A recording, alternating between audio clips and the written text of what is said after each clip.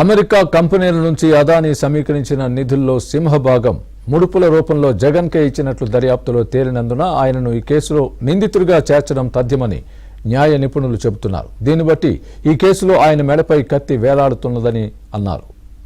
America చట్టాల ప్రకారం శిక్షలు కఠినంగానే ఉంటాయి. అమెరికా కంపెనీలు, వ్యక్తులు విదేశాల్లో అవినీతి వ్యవహారాల్లో భాగం కాకుండా చూడడమే FCPA చట్టం లక్ష్యం. ఎవరైనా దాన్ని ఉల్లంఘిస్తే తీవ్ర నేరంగా పరిగణిస్తారు. ఇప్పటికే గౌతమ్ అదానీపై అరెస్ట్ వారెంట్ జారీ అయినట్లు అంతర్జాతీయ వార్తా సంస్థలు తెలిపాయి.